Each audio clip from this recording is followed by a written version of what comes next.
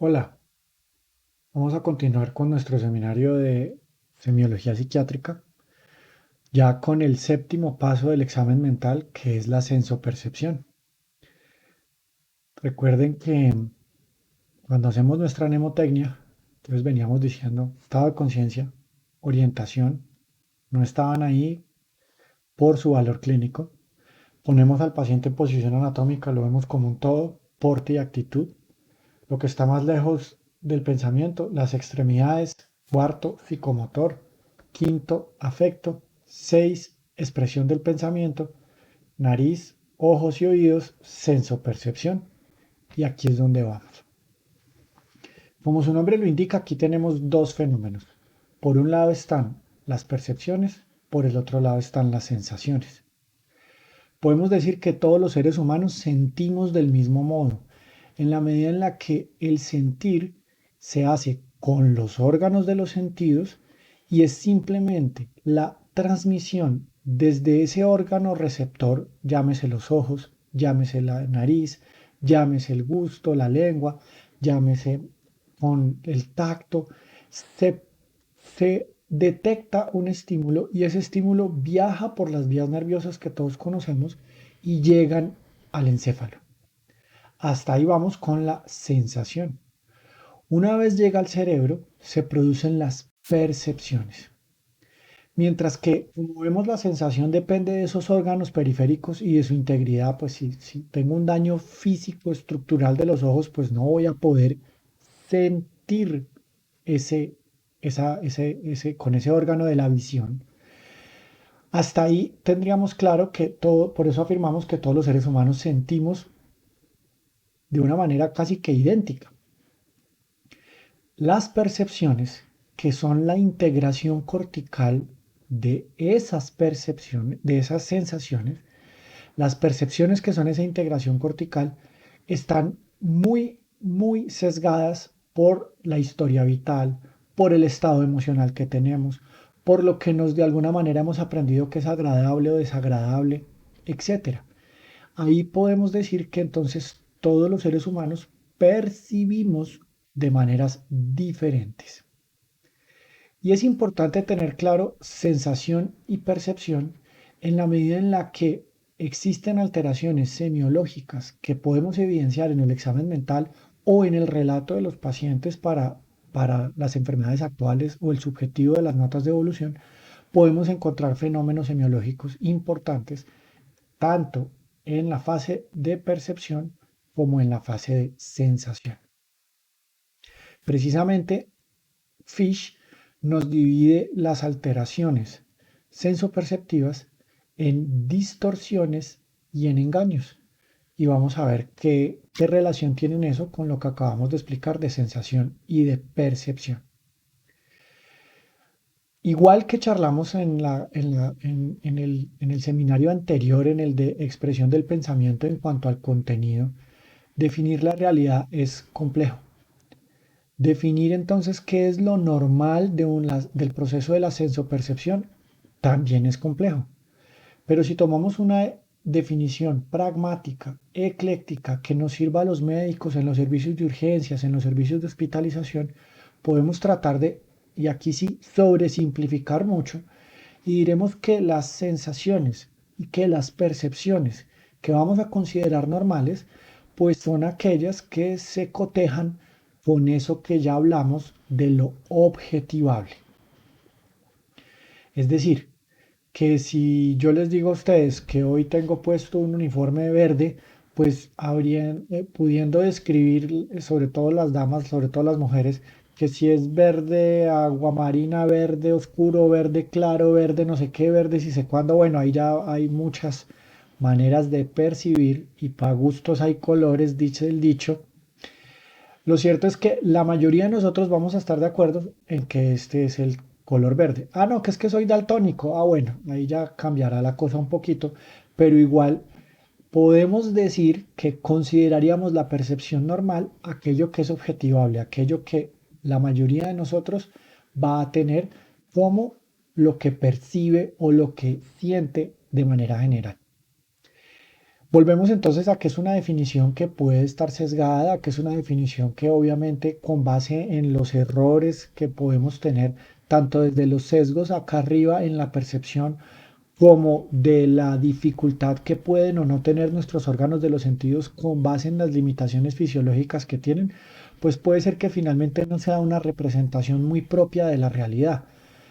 Pero pues la verdad, como les decía ese día, piensen en los ojos, piensen en el olfato, piensen en el oído y finalmente son buenos aparatos de los sentidos y seguramente nos dan una visión tal vez cercana, tal vez no tan cercana de la realidad. Entonces, repito, ¿qué consideramos sensación y percepción normal? Aquella que es objetivable. Aquella que es objetivable. Entonces, ya habiendo dicho lo normal, vamos a entrar a las posibilidades patológicas.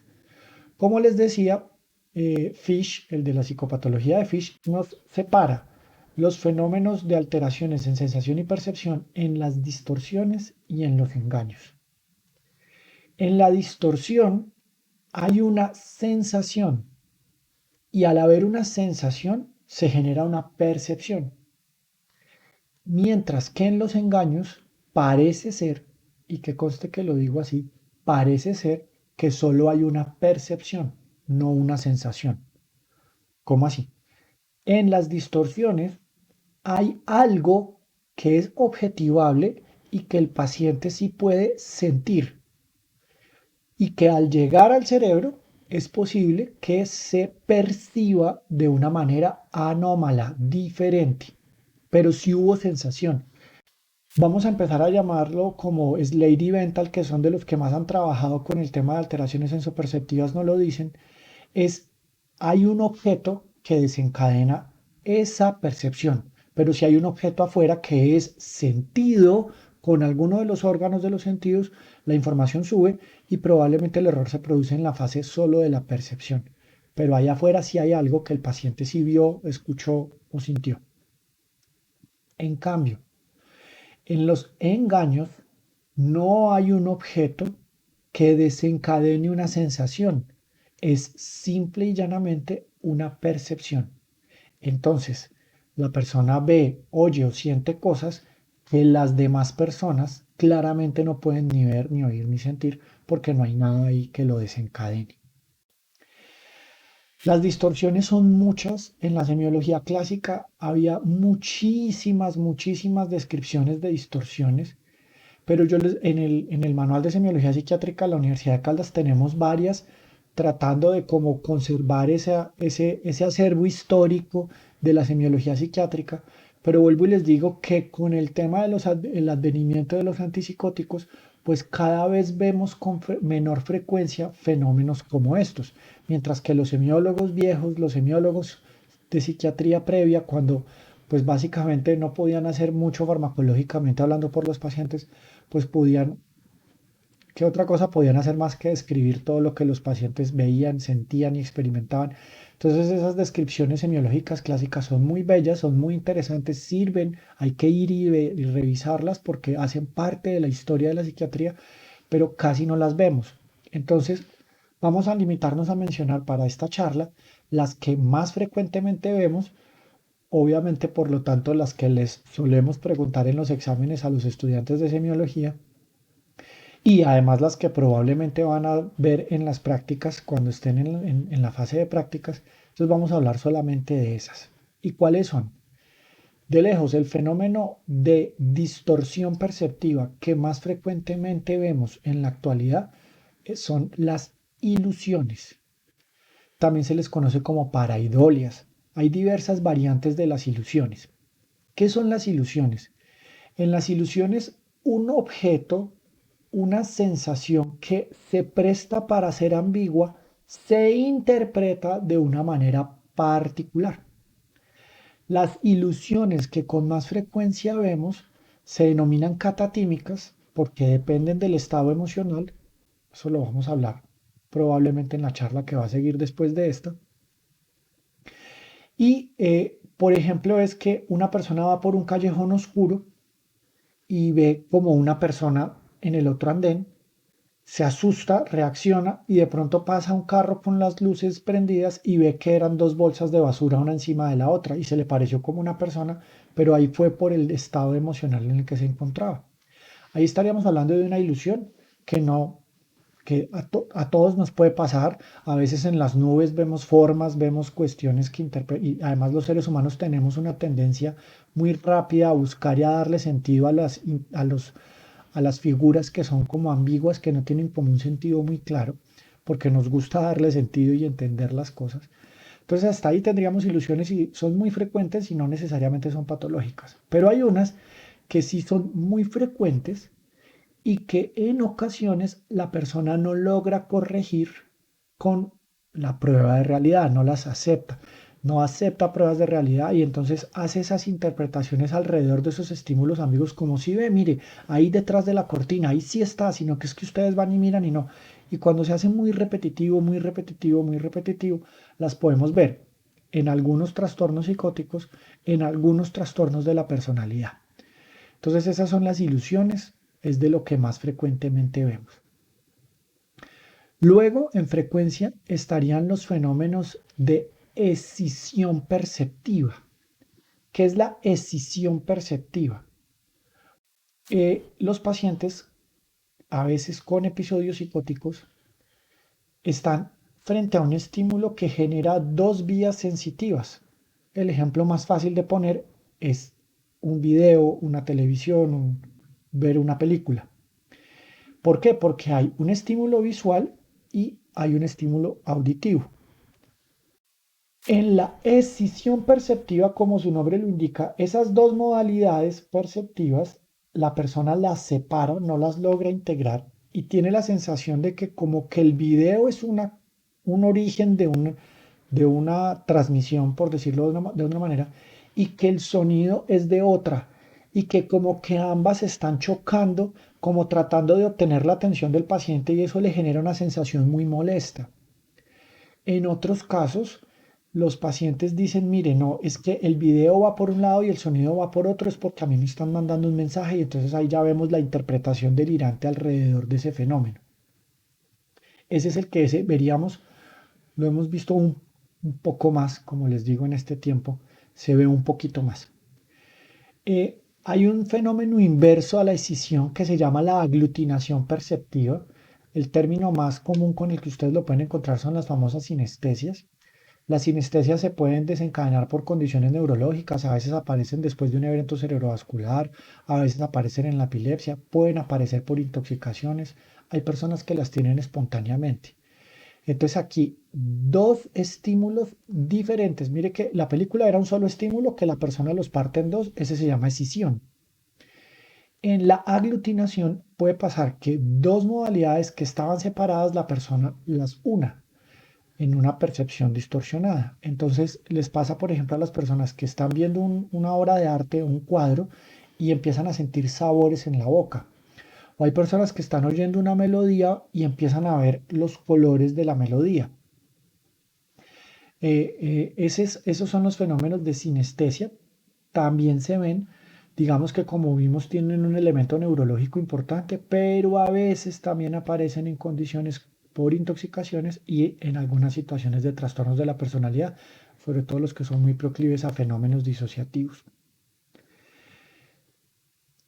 Como les decía, hay otras, están las alteraciones en la forma en la que se ven las cosas, entonces esas se llaman dismorfopsias.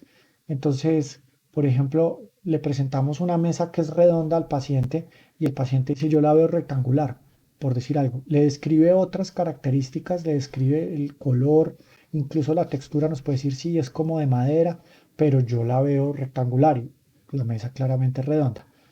Bastante rara, pero ahí estaba descrita la semiología, como les digo, la semiología clásica. Micropsias, entonces está viendo algo que sí lo está viendo, pero lo ve más pequeño.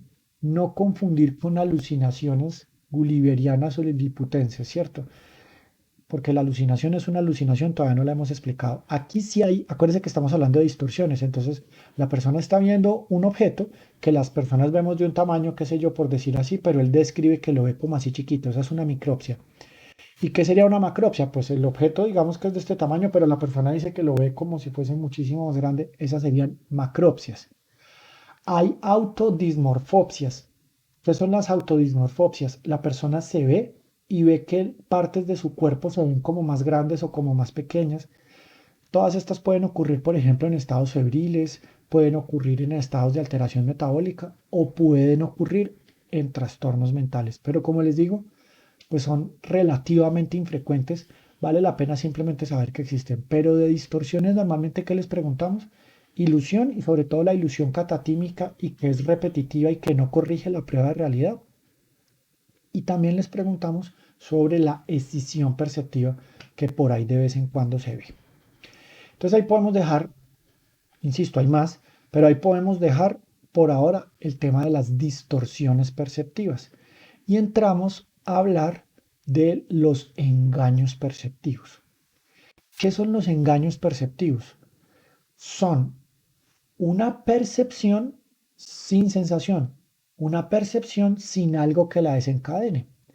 Piensen que estábamos ahorita explicando qué era la escisión y para que se desencadene la escisión, pues el paciente está frente al televisor y el televisor es algo objetivable que la familia dice, no, pues nosotros estábamos viendo la misma película, pero nosotros no sentimos nada. No, la película era la misma y normal y el sonido y el video eran el mismo. El paciente es el que los separa. Pero sí había película, sí había televisor. ¿Qué son los engaños? La persona percibe algo, pero no hubo nada que lo desencadenara. Entonces, los engaños son las alucinaciones. ¿Qué es una alucinación? Tomamos la definición de Slade y de Bentham, ahí está la bibliografía en el libro, porque nos parece la que además es capaz de generar más empatía, porque Slade y Bentham nos dicen que una alucinación es una percepción con toda la fuerza y con la sensación de una percepción real. Entonces, nosotros tenemos que ser muy respetuosos y muy empáticos cuando entrevistamos al paciente sobre estos puntos y ser capaces de explicar muy bien que la persona es cierto que lo percibe, que entendemos que lo perciba, pero que eso no significa que sea objetivable, que eso no significa que las demás personas lo puedan ver o sentir como si le está pasando a él o a ella. Entonces es una percepción que se causa sin un objeto que la desencadene, sin una sensación externa y que normalmente tiene la fuerza y la intensidad de una percepción real. Las alucinaciones tienen varias formas de clasificarse. Yo les voy a decir las que a ustedes no les pueden faltar y que siempre tienen que redactar en su examen mental. Lo primero que hay que describirle a una alucinación es la vía sensorial por la que se produce. Si bien son percepciones, las alucinaciones siempre hacen referencia a una o a varias vías sensoriales.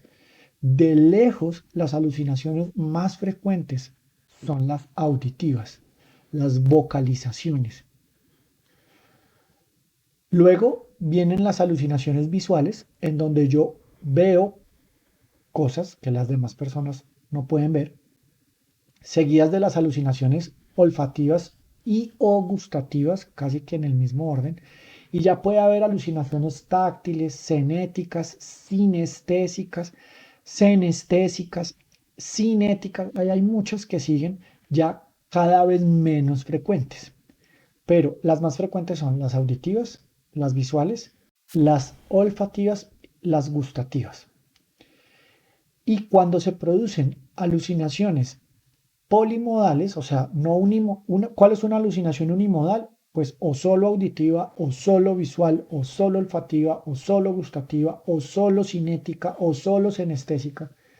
Mientras que las alucinaciones polimodales o mixtas tienen dos o incluso más vías perceptivas.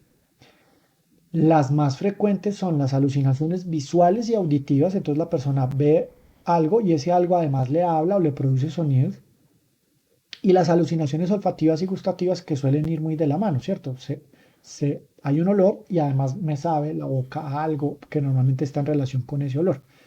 Pero en ocasiones las alucinaciones son muy complejas Por ejemplo, en las ápticas o cenéticas, el paciente dice que ve que le caminan microorganismos, que los puede oír, bichitos, perdón, microorganismos no, que le caminan gusanitos, ectoparásitos casi siempre, entonces que él ve que le caminan cosas sobre la piel, que las siente que le caminan, que las oye y muchas veces que las ve. Entonces ahí vemos que hay muchas modalidades en un solo fenómeno alucinatorio.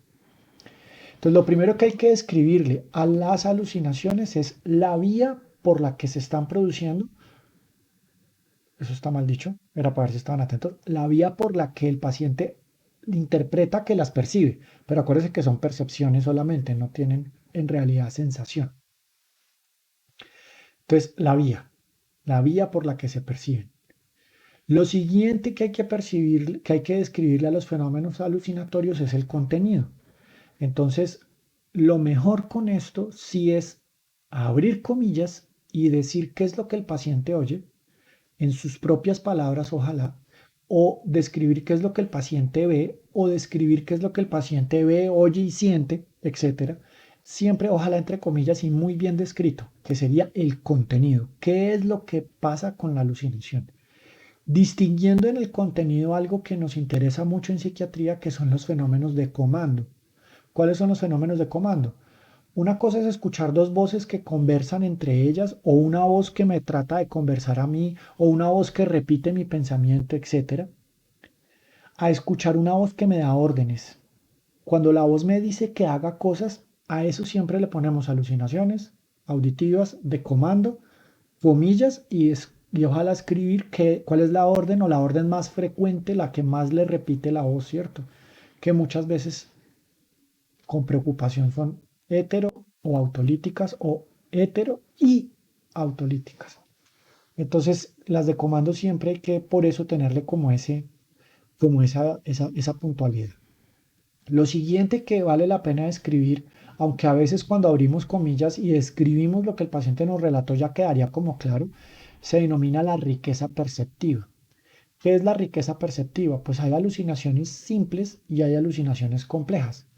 En las alucinaciones simples, como su nombre lo indica, muchas veces se oyen son ruiditos, susurros o solo el nombre de la persona lo llaman y como que no le dicen más nada, no se entiende más nada. No, pues eso es simple. O a veces se ven colores, formas, pasa mucho con la epilepsia, por ejemplo, esas alucinaciones visuales simples que ven formas luminosas de colores, como cuando uno se toca un ojo y se le ve, ¿cierto? Se ve ahí esos fosfenitos. Entonces, esas formas así, entonces son alucinaciones visuales simples. Y ya cuando son escenas completas, la persona ve escenas, por ejemplo, en la demencia por cuerpos de Lewy, que se ve con mucha frecuencia que los pacientes ven zoopsias, ven animales, ¿cierto? Entonces ahí, y usted los ve incluso que, venga gallinita, y le tratan como de tirar porque son, parece, le tratan de tirar maicitos porque parece que son muy reales las alucinaciones. Esas serían alucinaciones visuales complejas. O yo puedo ya oír conversaciones, como les decía, o que me tratan de conversar, o que repiten mi pensamiento, o que me dan órdenes, y esas ya cuando hay conversaciones ya se habla de alucinación auditiva compleja. Entonces ahí iríamos. ¿Qué describimos? La vía. Entonces vamos a decir un ejemplo de las más frecuentes. Sensopercepción, dos puntos. Alucinaciones auditivas complejas de comando, comillas. Me dice que vaya y recoja tal cosa en tal parte, o que haga esto, o que haga lo otro. Cierre comillas. Con eso tienen en general para describir la inmensa mayoría de los fenómenos alucinatorios. Ya de ahí para allá viene ya es la correlación psicopatológica. ¿Por qué? Porque mientras que las alucinaciones auditivas y visuales, entre mayor riqueza perceptiva tengan, o sea, entre más complejas sean, más nos orientan a pensar en patologías primarias del pensamiento. Entre más simples sean, más nos deben pensar en patología neuropsiquiátrica, ¿m? Salvo la de las demencias, ¿no? Porque ahí vieron que son muy complejas y sí son de una patología neuropsiquiátrica. Pero, por ejemplo, en epilepsia vemos mucha alucinación visual y auditiva simple, ruidos, ver lucecitas, ¿m? Esas serían más neuropsiquiátricas. Las olfativas y las gustativas, de lejos, lo primero que hay que descartar son las famosas crisis funcionadas en epilepsia. Entonces hay que pensar más en patología no psiquiátrica, en patología neuropsiquiátrica. Y ya las táctiles o ápticas, las cinéticas, que son relativamente infrecuentes, en donde el paciente siente que lo mueven, las que son ya muy, muy elaboradas, por ejemplo, el síndrome de la extremidad fantasma, en donde los pacientes sienten que son como sus extremidades como que se están moviendo, hacia ellos no las ven, pero sienten que se están moviendo y que es como, dije mal, no es la extremidad fantasma, es la extremidad alienígena, el alien limb, como que alguien mueve mis extremidades y yo no tengo el control de esas extremidades, entonces como una alucinación muy cinética, muy de movimiento. Las anestésicas, en donde los pacientes describían, todo este tiempo de semiología solamente hemos visto uno, que era un paciente que decía que como que las venas se le inflaban, se le salían, se le inflaban y que él sentía que las venas le hacían eso. Entonces esas que son senestésicas referidas al propio cuerpo.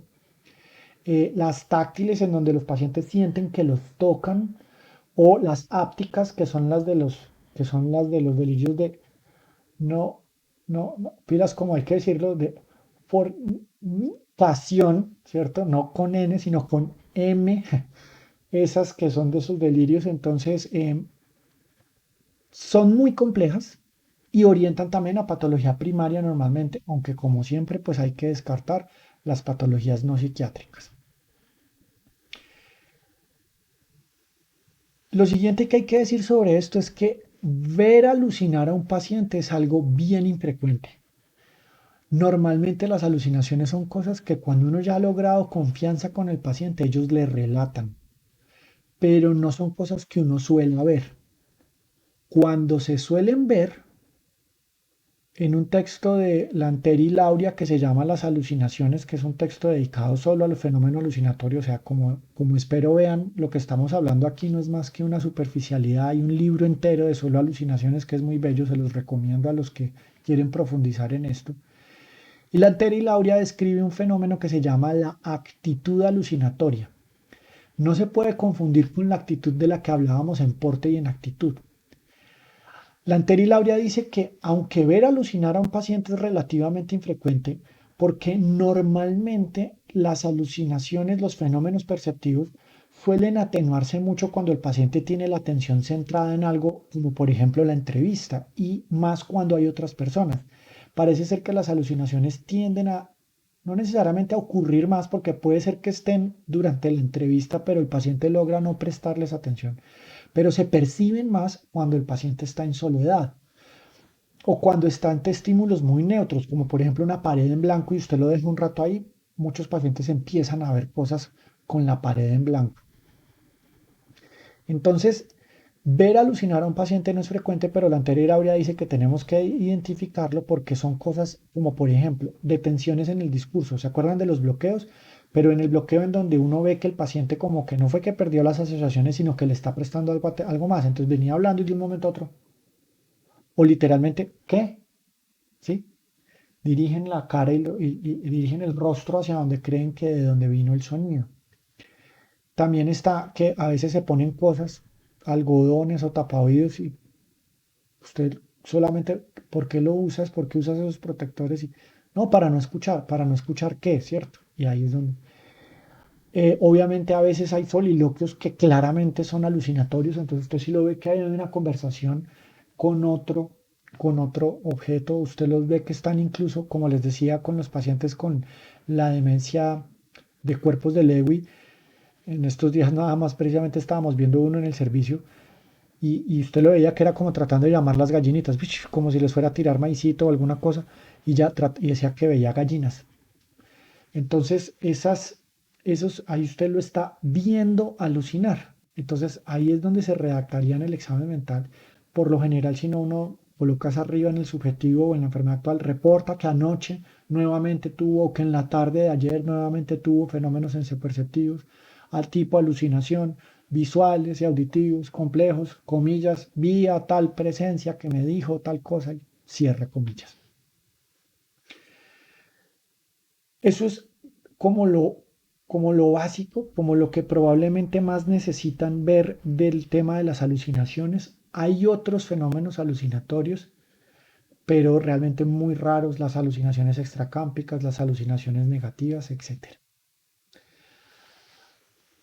Sobre las alucinaciones hay una cosa más que decirles, pues obviamente, insisto, motivándolos a que vayan y lean qué son las extracámpicas, qué son las negativas, todas las variantes que hay.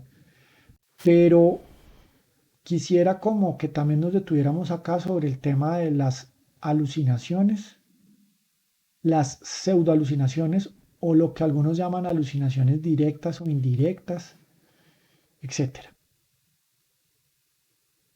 Para que una alucinación, la mayoría de los autores la consideren alucinación, uno ve que debe hacer referencia a una vía sensorial clara. O sea, una alucinación visual, porque yo veo algo aquí afuera, pues es claramente una alucinación visual. Una alucinación auditiva cuando yo oigo que me llaman o que es una voz que está fuera de mi cabeza, pues es una alucinación claramente auditiva. Eso era lo que antes llamaban alucinaciones directas. Otros las llaman alucinaciones sin apellido. Y hay un fenómeno que es de lejos auditivo, que es escuchar voces dentro de la cabeza. O sea, el paciente dice que escucha voces, pero no las está escuchando como aquí, sino las está escuchando es aquí, adentro de la cabeza, como si tuviese unos personajes que hablaran dentro de su cabeza, como muy las vocalizaciones que uno tiene cuando piensa, pero el paciente pues obviamente como toda alucinación siente que no la controla y que es una voz que habla dentro de su cabeza y que no es la de él, que le es ahí sí ajena. Y entonces como no, pues uno no tiene octavo par dentro de la cabeza, ¿cierto? Ese viaja, entonces supuestamente esas serían pseudoalucinaciones o alucinaciones indirectas.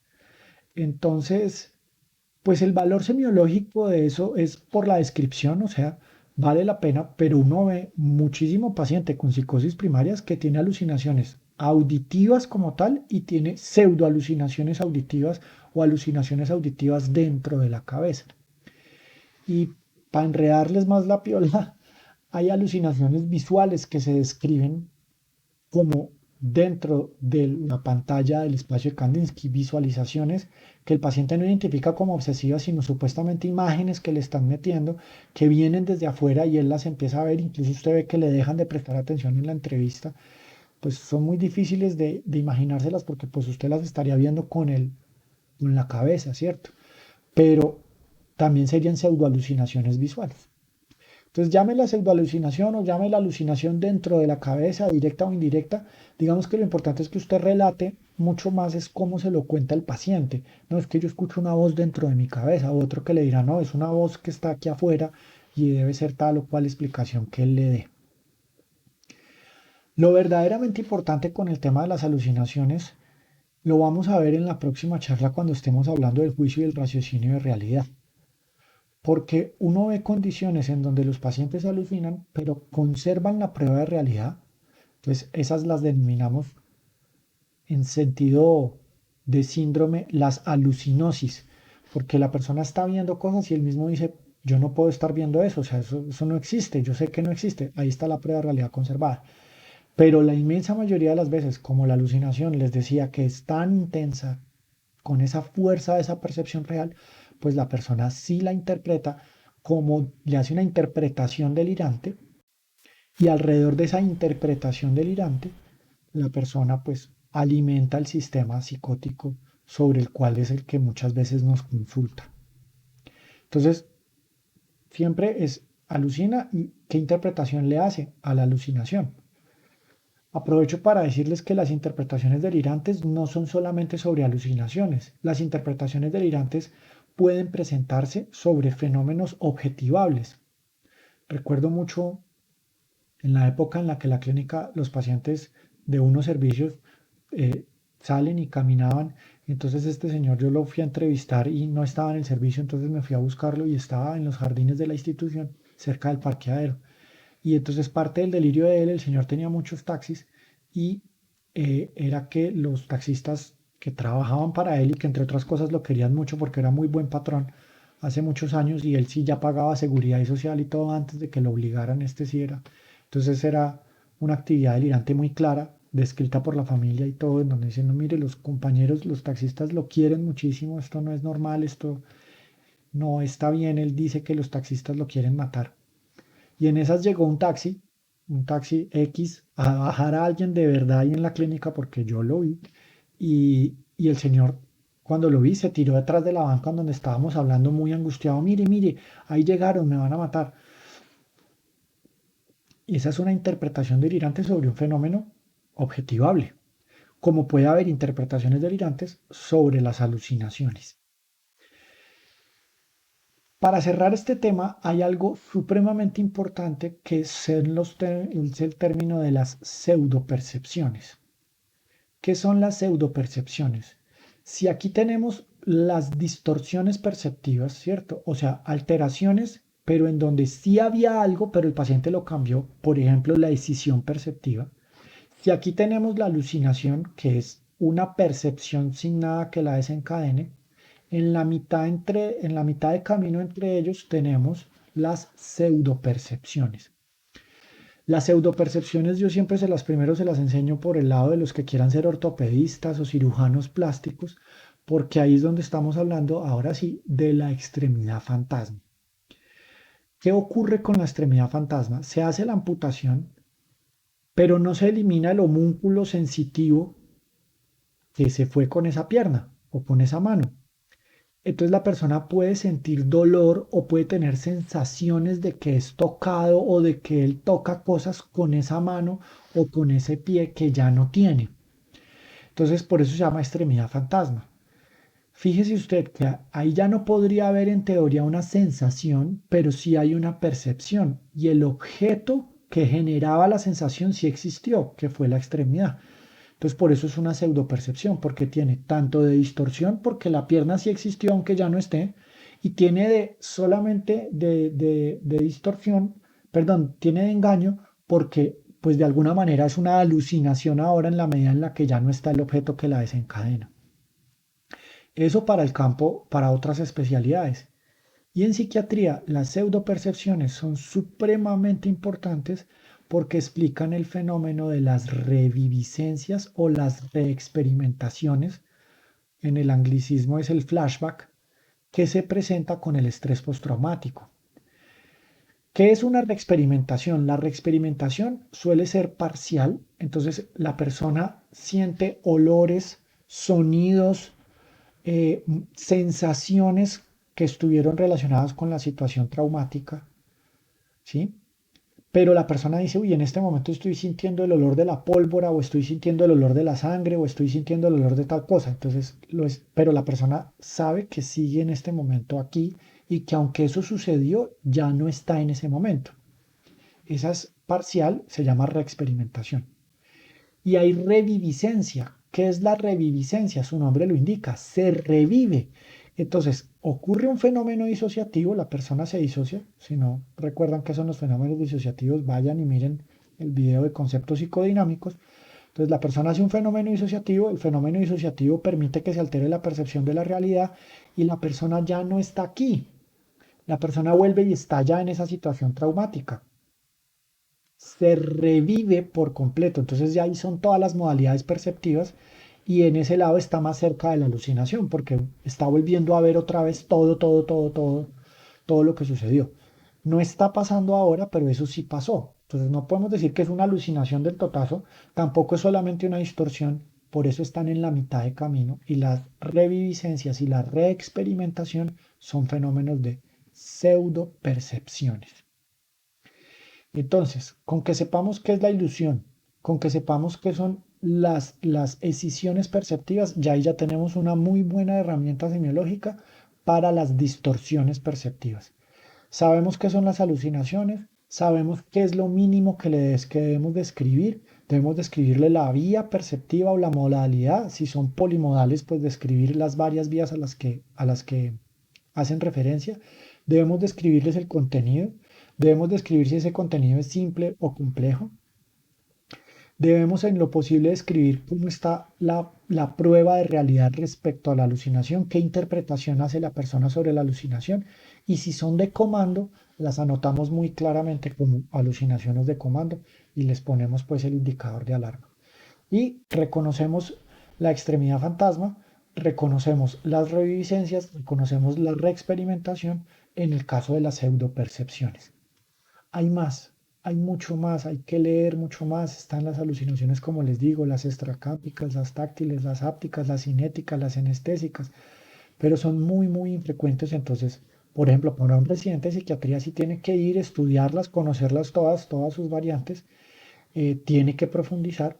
De todos modos, los estudiantes de medicina les pido que obviamente, como siempre, espero que estén ahí con el librito en la mano y estén rayando y estén diciendo, pues aclarando, vea, esto era lo que nos quería decir, para que podamos pues participar después de los foros de dudas y profundizar en esto.